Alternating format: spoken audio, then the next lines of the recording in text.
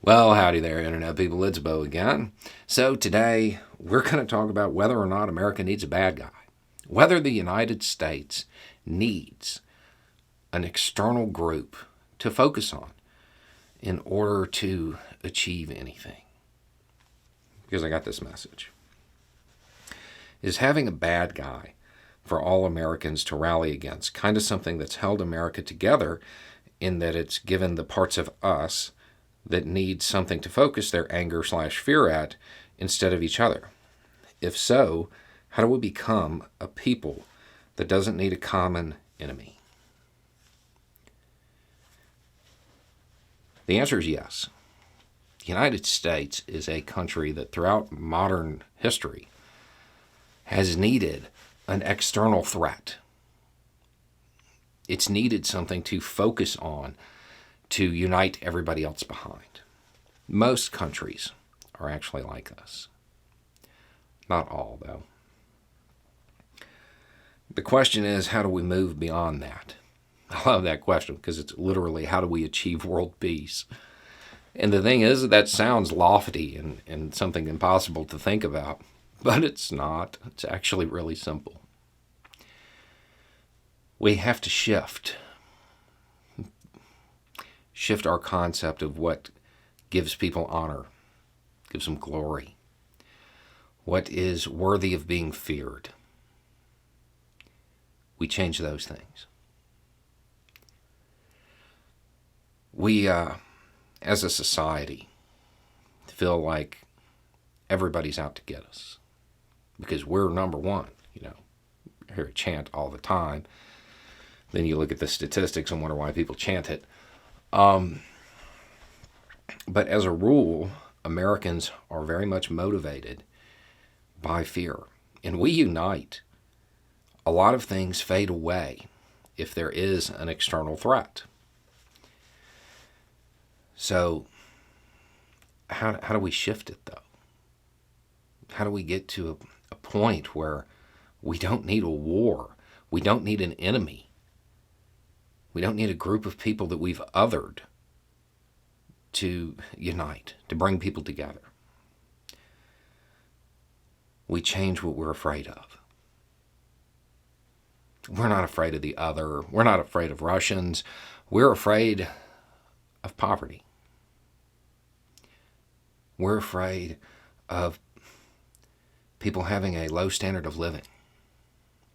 We're afraid of climate change. And that's the beautiful part about this. What the world needs to build a society where we're not constantly fighting over lines on a map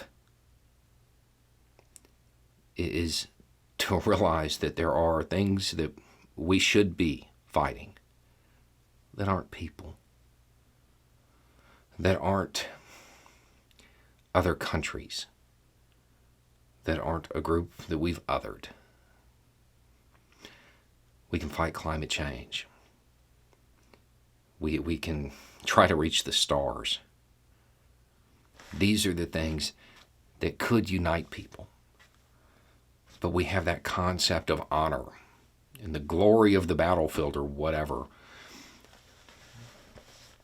And people want, on some subconscious level, to take part in that. But it's counterintuitive. Soldiers don't go off to fight because they hate whoever it is they're fighting. They go off to fight because they love whatever's behind them, whatever they're fighting for.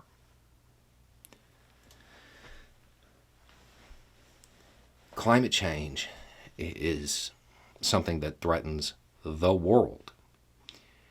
And it could be that thing, that catalyst that causes us to start thinking broader than a border. Start thinking about things other than flags and lines on a map. And start thinking about each other. But we have to have people willing to make the case that that's where our energy should go. Our energy should go to cleaning up this planet.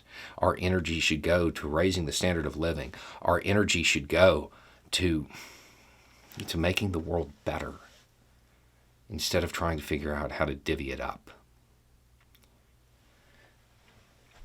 The United States and most countries thrive when they have some external enemy.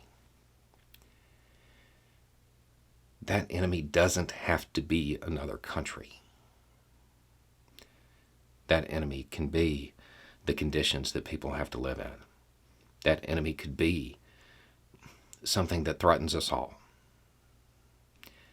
But we have to move beyond the petty squabbling, the basic nationalism.